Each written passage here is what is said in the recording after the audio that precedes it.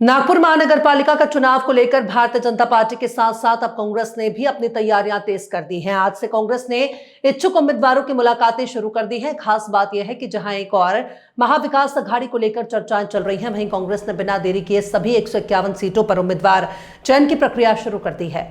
In मुलाकातों का नेतृत्व कांग्रेस के निरीक्षक रणजीत कामले, शहर अध्यक्ष विधायक विकास ठाकरे और विधायक अभिजीत वंजारी कर रहे हैं।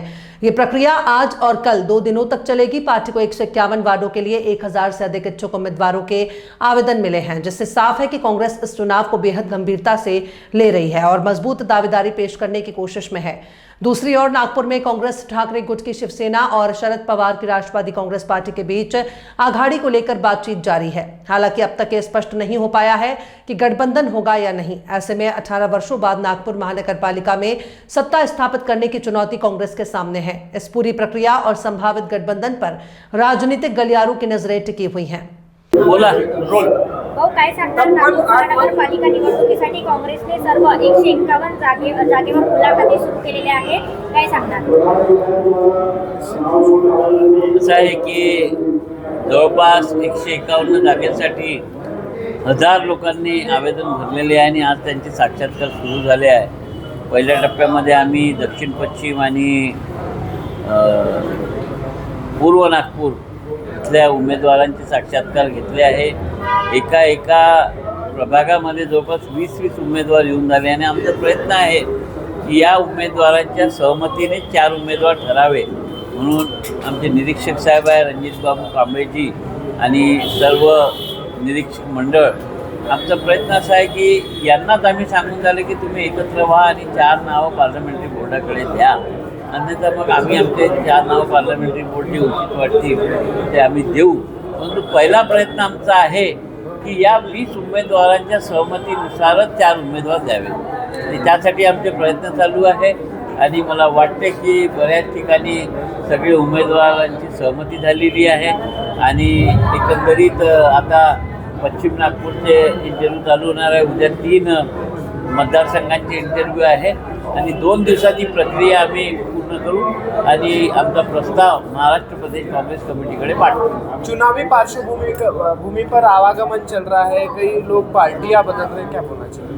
मराठी वो तो चुनाव निवडणूक आली की पार्टी बदलणं, इकडे जाणं तिकडे जाणं चालतच राहते. परंतु आमचं पार्लमेंटरी बोर्ड आहे जे बरोबर काँग्रेसच्या कार्यकर्त्यांवर कुठली अन्याय होणार नाही असा दृष्टिकोन ठेवूनच जे पाऊल घेणार आहे, जे तिकीट वाटप करणार आहे, जी प्रक्रिया पूर्ण होणार आहे, त्यासाठी सगळ्यांची सहमती झालेली आहे. एकंदरीत 9 वर्षानंतर निवडणूक आल्या, समीकरण बदलले आहेत.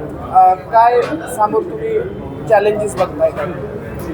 चॅलेंजेस काय? 15 वर्षाचा कार्यकाळ, 3 वर्ष प्रशासकाचा कार्यकाळ आणि या 18 वर्षामध्ये नागपूर शहरातल्या ज्या मूलभूत सोयीसुविधा पुरवण्याचं काम महानगरपालिकेचं आहे ते पूर्ण झालं असेल, लोक समाधानी असतील, त्याचा काही प्रॉब्लेमच नसेल तर मला वाटते लोक त्यांना मतं देतील.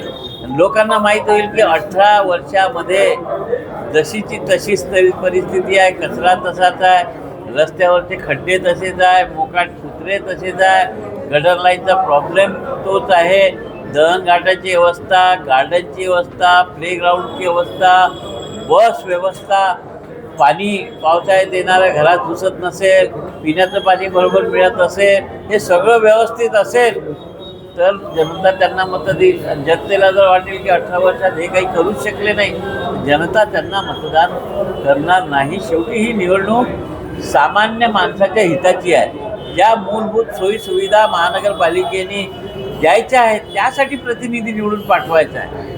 आणि जर एकाच पक्षाला इतके वर्ष 18 वर्ष दिल्यानंतर ती नागपूर शहरातली स्थिती सुधारू शकले नसेल तर मला नाही वाटत की पुन्हा जनता त्यांना निवडून देईल.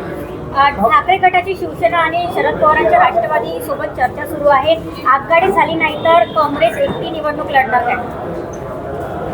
असं आहे, आमचा प्रयत्न आहे की सगळ्या समविचारी पक्षांना सोबत घेऊन निवडणूक लढायची. तशी आमच्याशी त्यांच्याशी बोलणी चालू आहे. सगळ्याच पक्षांची पहिली फेरी झाली आहे. आता आमचे साक्षात्कार झाल्यावर आम्ही दुसऱ्या फेरीची सुरुवात 2 दिवसांनी करू आणि त्यानंतर स्पष्ट होईल की कोणाला किती जागा देतो आणि आम्ही कसे लढतो.